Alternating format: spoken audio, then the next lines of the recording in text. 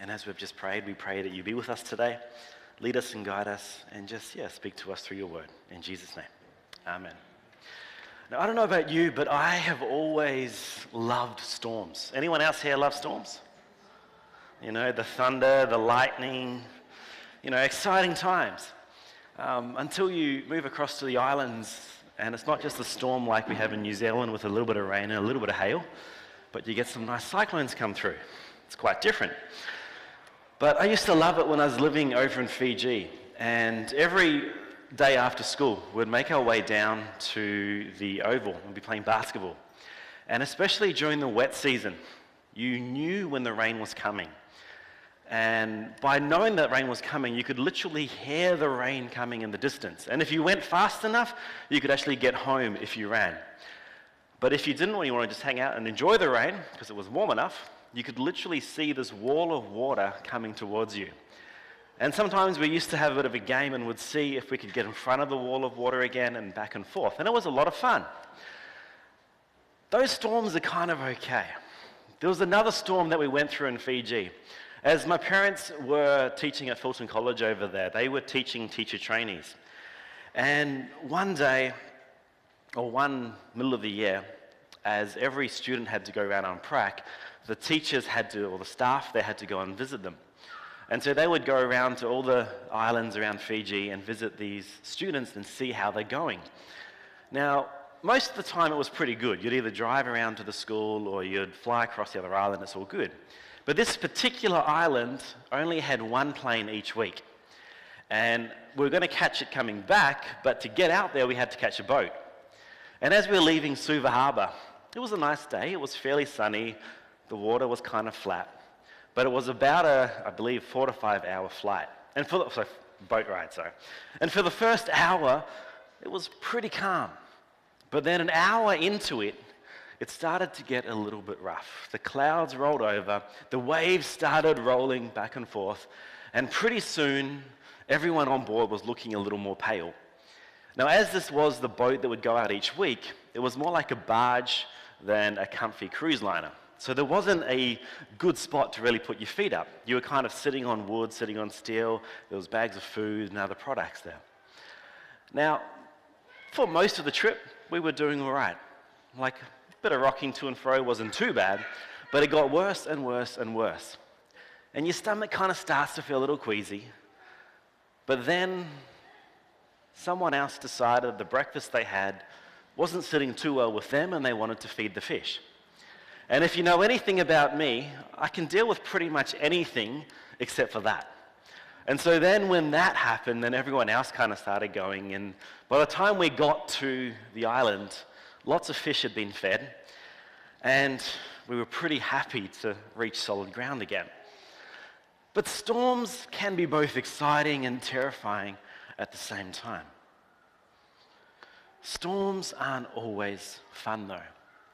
And as much as we may enjoy the thunder and lightning from a distance, when it gets close, it can be quite different. And there's something that I learned pretty quickly early in life, is that storms with a little bit of rain, a nice pitter-patter on the tin roof, can be quite different to being in a severe storm, to being through a cyclone. There's also a big difference with viewing one from the distance, seeing the lightning bolting across the sky, to having it strike a few meters away from where you are. And although it can be exciting at first, it can turn pretty scary, pretty terrifying very quickly. So today, I want to have a look at storms. And so to start us off, what were you looking at? I want to have a look at some amazing facts about storms. Now, if you have a look at storms, and if you've ever traveled around, you see that storms can come in various shapes and sizes. Now, living in Queensland and Pacific Islands, we don't get many blizzards, but it can be a blizzard. Or it can be a hurricane. They can be with strong winds. Or it can be a dust storm that comes through. It can be a heat wave, a thunderstorm. The list goes on. There was once a storm in California that literally turned the grapes on the vine into raisins. as the heat wave came through. There was a blizzard in Iran that buried entire villages.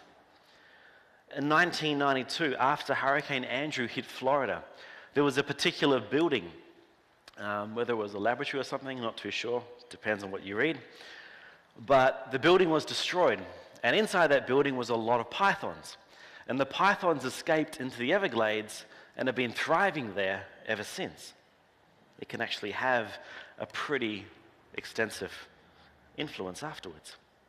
Storms can have devastating effects that not only impact during the storm, but also in the aftermath afterwards. Now, there is an estimated 16 million thunderstorms that occur on Earth every year. At any given time, there are about 2,000 thunderstorms in progress, and they can produce damaging straight-line winds, hail, heavy rain, deadly lightning, and tornadoes. The average thunderstorm is about 24 kilometers wide, and it lasts around 30 minutes. Interestingly, in Australia, from some stats that I could find from 2021, that in the last 5 years from that, so it was 2016 through to 2021, there was about $20 billion worth of damage that had been caused by storms and floods across Australia. And one other interesting fact is a 10-centimeter hailstone, if you've ever seen them, they're pretty scary. It can fall at over 140 kilometers an hour. That can cause quite a bit of damage. So storms are not only dangerous for us as humans, but also for the animals and property around us. Now, why am I talking about storms?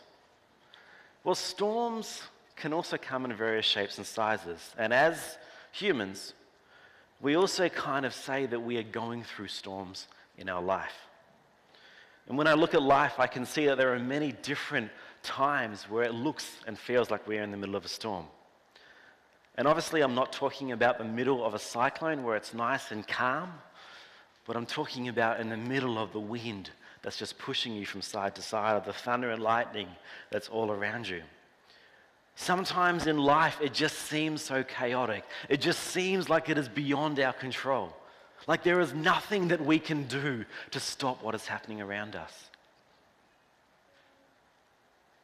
Sometimes in life, it just seems to be too much. Maybe right now, you're stuck in a storm. You can't see the shoreline. You can't see a glimmer of hope. You can't see any light on the horizon. Sooner or later, you realize in life that there are storms. There are things that come, and sometimes they stay for just a little time.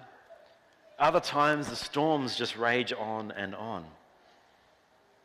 They come in all various shapes and sizes. Are you facing one right now? Maybe it's one of these or something similar. Is it a financial storm? Honey, we're broke. Maybe it's a medical storm. Your test results weren't as good as what we were hoping for. Maybe it's a marital storm. I'm just not sure I can stay married to you any longer. Is it a spiritual storm? God, where are you? Maybe it's a job-related storm. Your boss called you in and said, we're not pleased with your work. Or it's some other emotional kind of storm. If you're in the middle of one of those right now, maybe you might feel like I was describing before. You're just not sure what to do, how to get out of it, or who to see. What's worse, though, is when we are in the middle of a storm and we cry out to God. And either He doesn't answer us in the way that we hope He will, or we just don't hear an answer at all. And you know that that does happen sometimes. So how do we respond to that? How do we respond to it if we are in the middle of a storm and it just seems that God doesn't care? Today I want to have a look at a story, and it's one that most of us should know, or we do know. From Matthew chapter 8. So if you have your Bibles, please open them with me. It is well known, but hopefully it can still give you a message today. Hopefully it still speaks to us. So we're going to start in verse 18 and then we're going to read from verse 23. So in Matthew chapter 8, verse 18, it says, "When Jesus saw the crowd around him, he instructed his disciples to cross to the other side of the lake." Now, Jesus had just been performing many miracles. In that one chapter, he had just healed Simon Peter's mother. He had healed some demon-possessed people, some people who were sick. He had just been performing some pretty amazing things. And it seems he kind of just reached the point where he's like, I just need a bit of a break. I just need a moment of peace to myself. I'm tired. And so he tells the disciples, let's jump in the boat and cross over. I just need to get away from a bit. Let's keep reading from verse 23. "Then Jesus got into the boat and started across the lake with his disciples. Suddenly, a fierce storm struck the lake, with waves breaking into the boat. But Jesus was sleeping. The disciples went and woke him, shouting, 'Lord, save us! We're going to drown.' Jesus responded to them, 'Why are you afraid? You have so little faith.' Then he got up, he rebuked the wind and the waves, and suddenly there was a great calm. The disciples were amazed. 'Who is this man?' they asked. For even the winds and the waves obey him." So they jump in the boat and they head to get across the other side of the lake. Now this would have most likely have been a fishing boat. As some of Jesus' disciples were fishermen, it possibly could have been one of their boats. The ancient historian Josephus wrote that quite often, or as was usually the case, there were about 300 of these fishing boats out on the lake at any given time. So it was a fairly common thing to see a boat going across the lake. So in this boat there would have been enough room for Jesus and for his 12 disciples, but not much more room than that. And it would have been powered by both oars as well as a sail. Have a look at the Sea of Galilee. It's kind of an unusual body of water. It's about 20 kilometers long and about 11 kilometers wide. It's estimated to be about 45 meters deep, and it's about 250 meters below sea level. And because of that unusual position, storms could suddenly just come rolling over the hills at any given point of time. And the storms could be pretty ferocious. There have been records of sometimes up to 6-meter waves coming in this little lake. Now, I don't know about you, but imagine a 6-meter wave coming towards you in a little fishing boat. It'd be pretty scary. It's kind of important to note that these disciples weren't foolish. Some of them were seasoned sailors. They wouldn't have looked out and seen the storm rolling in and said, yep, we're just going to head out. We're going to be okay. When they set off, it most likely was blue skies. It would have been looking like it was clear sailing. And so we can say the storm surprised them and came upon them suddenly. And as such, the danger was great. And often it is too with life. Sometimes it seems that things are going well. But then suddenly, out of the blue, the storm just rolls on in.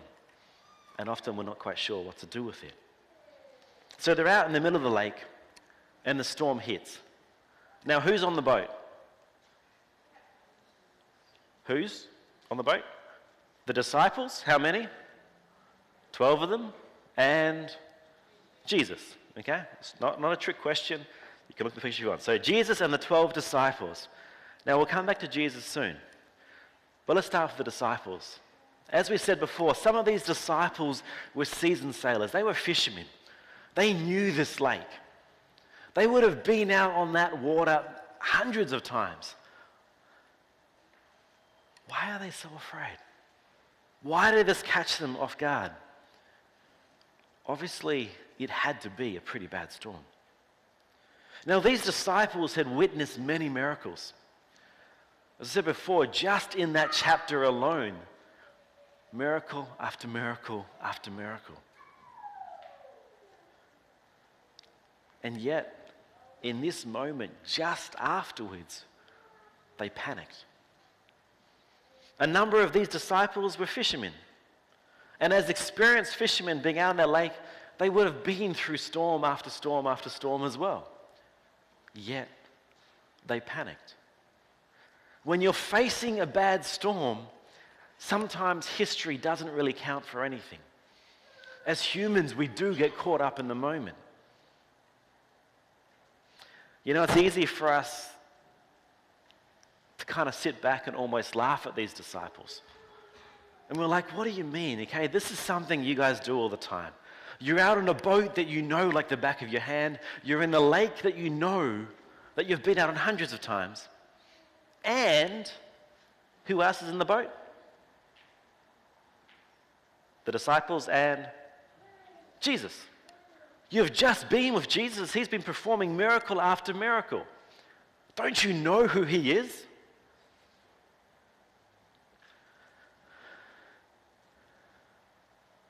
Surely they could have been thinking, well, if Jesus did that, well, maybe he could help us now. Or again, they're following him because they believe that he is the Messiah. They believe that he is the Son of God. And it's not like God's going to let anything happen to Jesus. So long as they stay close to him, they should be safe.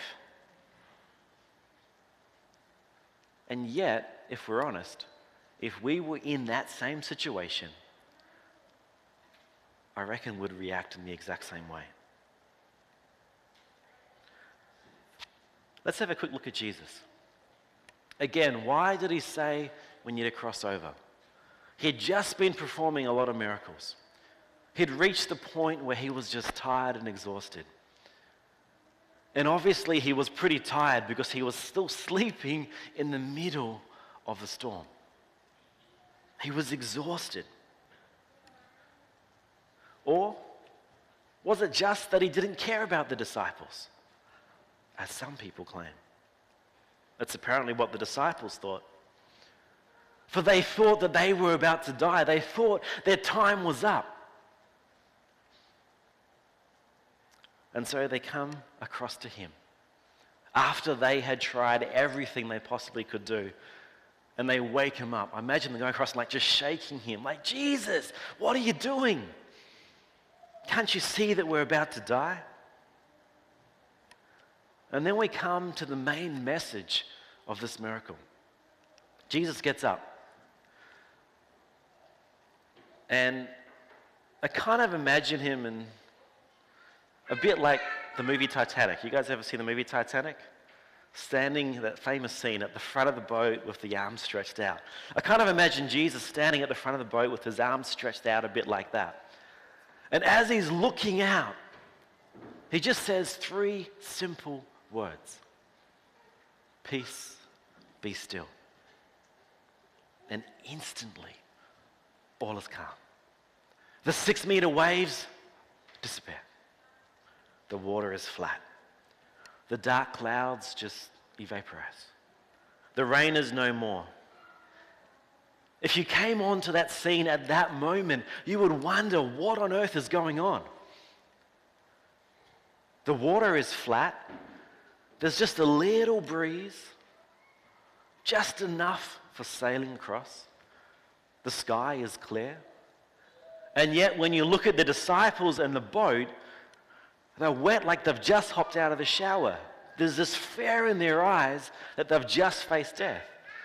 You'd kind of wonder what is going on.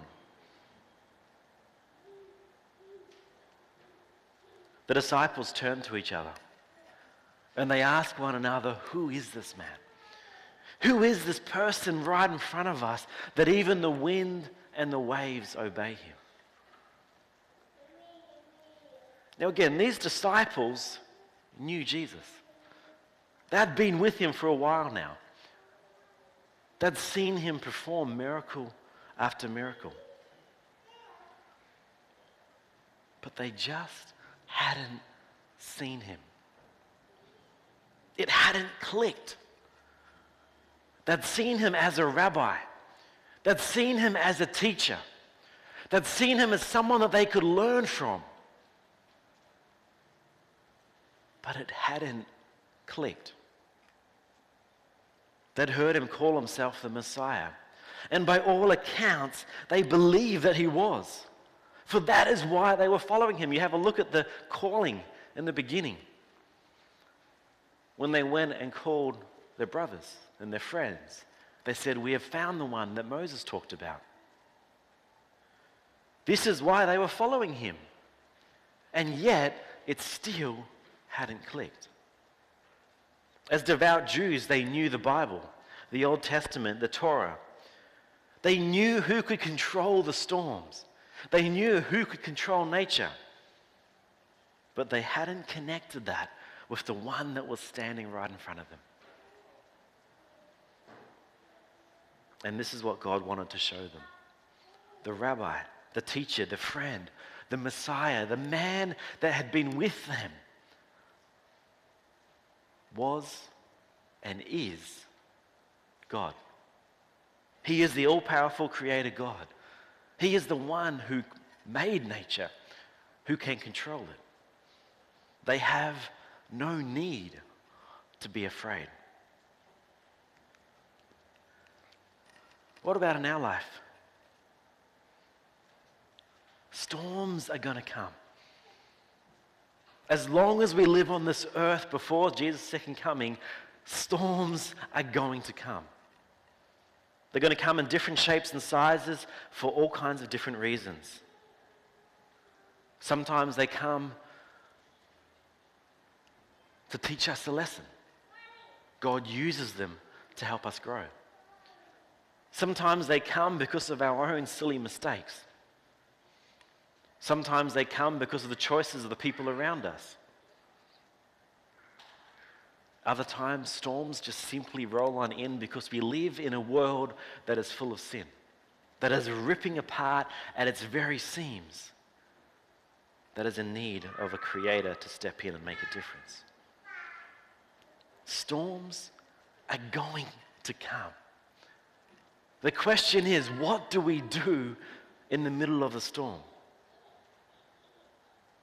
What are we going to do in the midst of our addiction battles? What are we going to do in the middle of our marriage breakdown? In the middle of our fight at church? What are we going to do during the stress of dwindling finances? When the medical result comes back as not so good? What are we going to do when we just don't feel that God is near? What do we do when the sun is shining? Let's put ourselves in the story. Like the disciples, we've all had experiences with Jesus. Or we know someone that has. That's why we're here today. We know who he is. We may know all about him. We may know who he claimed to be. But do we know him? And as we're looking at in the lesson this morning, there's a difference between knowing about someone and actually knowing someone. And it's important that we know who Jesus is. That we know him as a personal friend.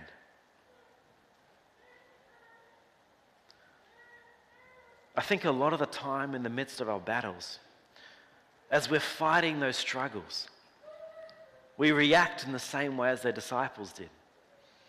We look out, we see the storm, and then we fight. We feel the wind. We see the waves. We feel our life being rocked back and forth. And so we just stand up and start doing something. I imagine the disciples grabbed whatever they could at that moment that could scoop the water out of the boat. I imagine the disciples grabbing onto the oars and rowing as hard as they could, trying to do everything humanly possible to save themselves and their mates.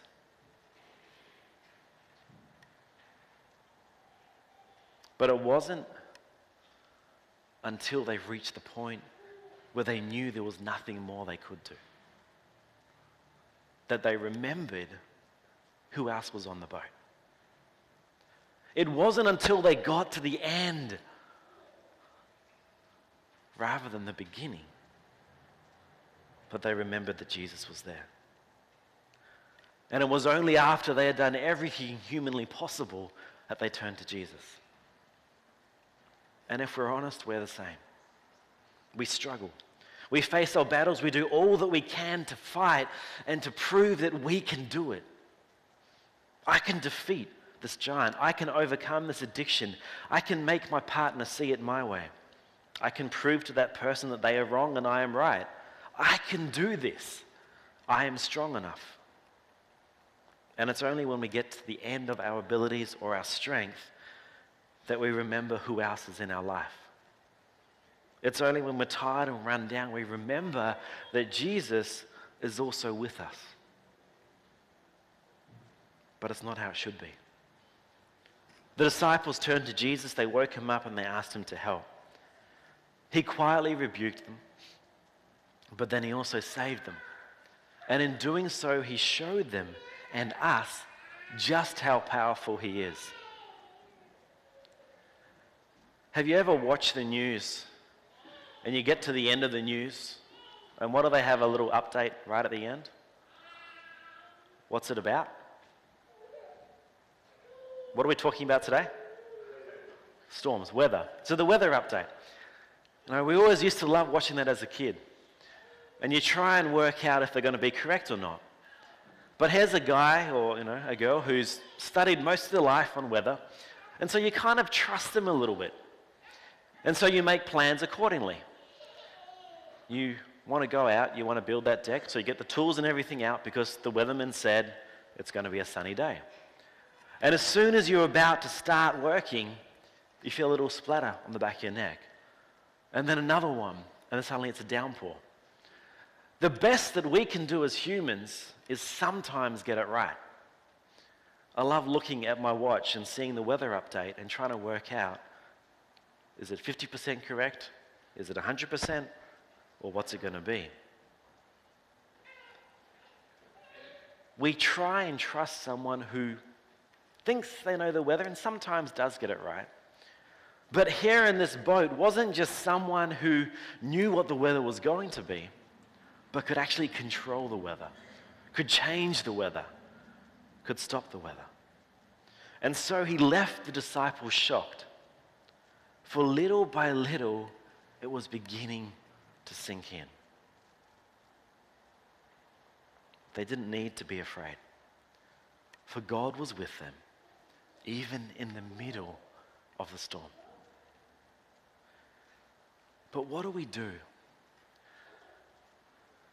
when Jesus doesn't calm the storm? What do we do when we are in the middle of a storm in life and God says nothing? Or he doesn't answer us in the way that we want him to. Our storm rages on. One of my favorite songs of all time is by Casting Crowns, and it's entitled Praise You in the Storm. And this song has helped me so many times. When I've been in the middle, so this song has helped me so many times when I've been in the middle of a storm, in the middle of a time wondering where God is, wondering why he isn't answering me in the way that I expected him to. The song encourages me as it reminds me who God is. It's about the journey that we have through this thing called life. Unfortunately, in life, it's not always going to be rosy. The storm isn't always going to be calmed. And the challenge isn't about just hanging out, waiting for Jesus to calm the storm and then celebrating. But it's about what we do through the storm. I want to just stop for a little moment here. I found in this last week, there's a testimony by the singer Mark Hall, who sings the song Praise You in the Storm. And he gives a bit of a story, a testimony about why they did this song. And I just wanted to do this before we look at wrapping up with the song.